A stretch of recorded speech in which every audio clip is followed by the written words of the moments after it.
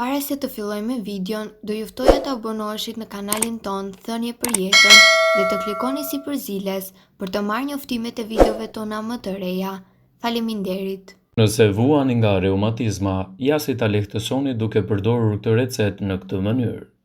Reumatizma ose çrregullimi reumatizmal është një term për një gjendje që shkakton dhimbje kronike, që shpesh ndikon te nyjet dhe indet lidhore duke shkaktuar endje të dhimbshme që eventualisht mund të çojnë në erozione të kockave dhe deformime të nyjeve. Termi reumatizëm megjithatë nuk cakon ndonjë çrregullim specifik, por mbulon të paktën 200 gjendje të ndryshme. Burimet që kanë të bëjnë me reumatizmin kanë tendencën të përqendrohen si citimi i dur tek artriti, por reumatizmi mund t'i referohet edhe gjendjeve të tjera që shkaktojnë dhimbje kronike të njohura edhe si sindroma e dhimbjeve rajonale ose reumatizma indeve të buta. Termi i sëmundjeve reumatike referohet çrregullimeve të indeve lidhëse. Reumatizma arrit rrezikun e osteoporozës, dobësinë të kockave duke i bërë ato të kenë më shumë gjasa për të thyer.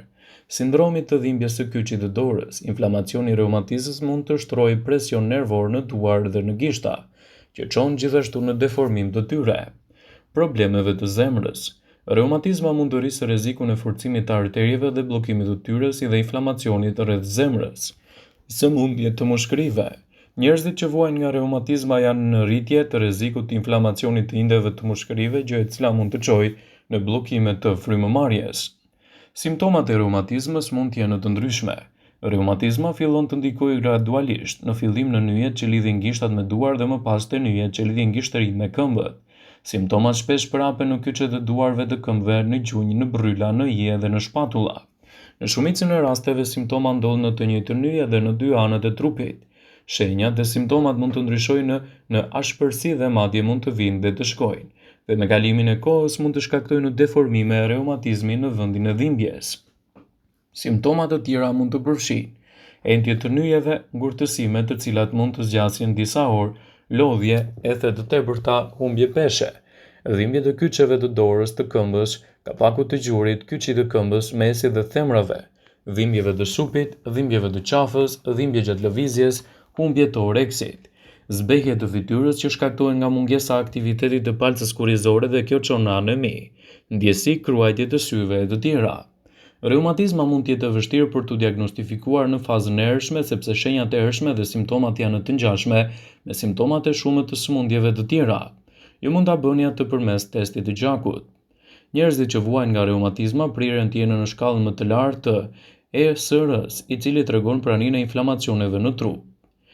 Shumë çrregullime reumatike kanë qenë historikisht të shkaktuar nga sëmundjet infektive. Etiologjia e tyre ishte e panjohur deri në shekullin e 20. Shkaqet e reumatizmës janë nga më të ndryshmet, por reumatizma mund të ndodhë kur sistemi imun sulmon membranat që rrethojnë nyjet. Kur elementet gjenetik kanë një rol të madh, faktorët e mjedisit gjithashtu mund të ndikojnë në shëndetin tuaj. Sipas mjekëve specialistë, recetat më të mira për lehtësimin e reumatizmës dhe sëmundjeve inflamatore janë në kurat me bimë natyrale të studiuara. Çaji i xhinxherit dhe çaji i gjelbër ndihmojnë në reduktimin e dhimbjeve të reumatizmës, citon The Health Site. Gjithashtu edhe ushtrimi i rregullt. Ushtrimi mund të ndihmojë në forcimin e muskujve rreth nyjeve dhe në uljen e dhimbjeve. Shmangni ushtrimet e rënda që mund të rrisin rrezikun e artritit reumatoid. Në fillim ju duhet të bëni ecje, not ose gjimnastik në ujë të lehtë. Fashat e ngrohta ose të ftohta gjithashtu janë në anën pozitive në lehtësimin e problemit tuaj. Fashot e ngrohta mund të ndihmojnë në lehtësimin e dhimbjeve dhe relaksimin e muskujve. Fashot e ftohta zvogëlojnë ndjesinë e dhimbjes dhe zvogëlojnë spazmat e muskujve. Reduktoni stresin. Gjeni mënyra për të reduktuar stresin në jetën tuaj. Teknika të tilla si meditimi ndihmojnë për të çlodhur muskujt dhe kjo mund të ndihmojë në zvogëlimin e dhimbjeve. Përdorni vajrat bimor. Vajrat, të cilat janë bimor si farat e rrushit të zi, përballojnë edhe acidet yndyrore që ndihmojnë në lehtësimin tuaj.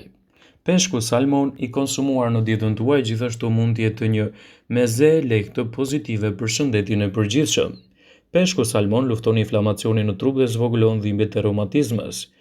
Një shkrim i vjetër është gjetur se mund të përdorni gjithashtu edhe thuma të bletës për të lehtësuar reumatizmën. Majdanozi ka efekte të dobishme në lehtësimin e inflamacionit. Ananasi përmban bromelain, një enzim që ndihmon në tretjen e ushqimit dhe ka treguar se redukton inflamacionin e njerëzve që vuajnë nga osteoartriti ose reumatizma. Melasa e zezë mund të ndihmojë në lehtësimin e dhimbjeve të nyjeve, është e pasur me vitamina dhe lëndë ushqyese. Magnezi ndihmon në ruajtjen e funksionit të nervave, muskujve dhe nyjeve. Për më tepër, nivelet të ulta të magnezit si kalciumi janë zakonisht te njerëzit me reumatizëm dhe mund të jenë një faktor rreziku për sëmundjet e saj. Burime të mira të magnezit janë arrat, fasulet, drithrat, bananet, perimet e gjelbra dhe produktet e qumshtit. Shega përmban antioциanin flavonoid. Studimet kanë treguar se lëngu i shegës ka shumë veti të dobishme duke përfshirë këtu edhe frenimin e inflamacionit dhe mund të sjellë gjithashtu lehtësimet e duhura kundër këtyre shqetësimeve. Është e rëndësishme që në dietën tuaj të përfshini sa më shumë produkte natyrale, të cilat ju ndihmojnë vazhdimisht në menaxhimin e këtyre problemeve. Reumatizma është një sëmundje që prek më shumë se 20% të popullatës globale. Për fat të keq, shkencëtarët nuk kanë zbuluar trajtime efikase ose medikamente kundër kësaj sëmundje që prek gjymtyrët. Sidoqoftë, disa studime të veçanta mbi këtë sëmundje tregojnë se ushqimet e duhura të kombinuar me aktivitetin e moderuar fizik janë receta më e mirë për njerëzit që vuajnë nga këto shqetësime. Rënja e peshës dhe aktiviteti fizik janë disa prej hapave të domosdoshëm që duhet të ndërmarrin njerëzit që vuajnë nga artriti dhe reumatizma. Rënja në peshë zbut barrën e rëndë të gjymtyrëve dhe ul inflamacionin. Aktiviteti fizik i mban muskujt të fortë dhe ndihmon në lehtësimin e tyre. Yndyrnat e shëndetshme janë thelbësore për shëndetin e kockave tuaja. Këto peshë që janë omega-3 të pasur zvogëlojnë substancat e inflamacioneve në trup. Ulni kolesterolin, merrni më shumë antioksidant dhe është çelësi më i mirë që mund të bëni për shëndetin tuaj, pasi mund të keni ndikime pozitive për shëndetin e kockave. Ushqimet që hani kanë një rol shumë të fortë në përkeqësimin ose përmirësimin e simptomave të sëmundjeve të caktuara. I tillë është edhe rasti i artritit dhe reumatizmës.